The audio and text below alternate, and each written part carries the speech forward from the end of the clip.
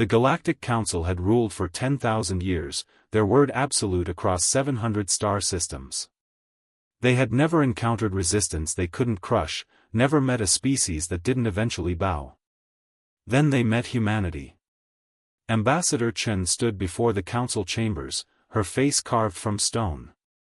Behind her, projected in holographic glory, was the image of a child. 8-year-old Maya Rodriguez, her smile bright with innocent wonder. The last human to die at council hands. The Terran delegation demands accountability. Chen's voice cut through the chamber like a blade. Council Prime Vexthor's tentacles rippled with amusement. A single juvenile? The council does not answer to primitives over acceptable casualties. Your colony violated quarantine protocols. The sterilization was lawful. The word hung in the air like poison. Sterilization. They had glassed an entire settlement. 3,000 souls, reduced to atomic shadows because someone crossed an invisible line the council never bothered to mark clearly. Chen smiled then, and something in that expression made the assembled species shift uncomfortably in their varied forms. Acceptable casualties, she repeated softly. I see. Earth acknowledges your position. She turned and walked away, her footsteps echoing in the vast chamber. The council dismissed humanity's rage as they had dismissed 1,000 others before. They didn't know humans kept records. They didn't know humanity's greatest weapon wasn't their ships or their bombs, but their memory. And their patience. 72 hours later, the Vexthari homeworld simply stopped communicating. Council fleets arrived to find it intact but empty. Every Vexthari gone, their cities pristine, their technology functioning. But of the species itself? Not a single trace of organic matter remained.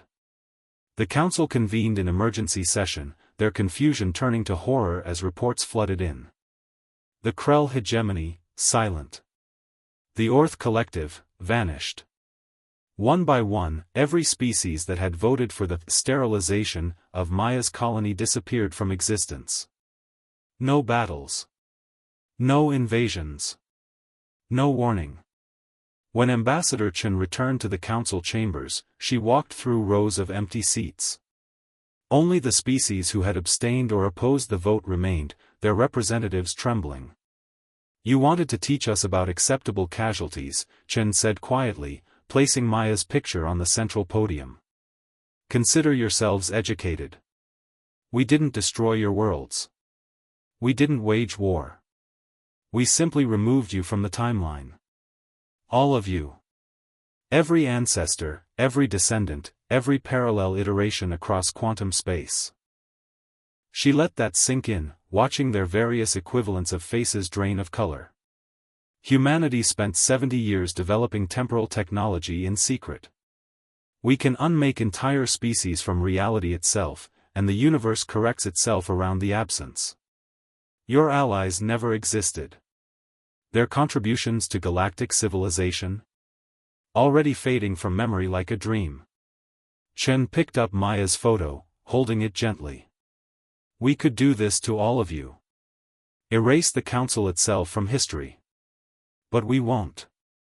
Because unlike you, we understand that one child's life, any child's life, matters more than empires. She turned to leave, then paused. The galaxy has new rules now. And humanity will be watching. Always watching. Remember Maya Rodriguez. Remember what happens when you forget that every life is precious. The council chambers remained silent long after she left.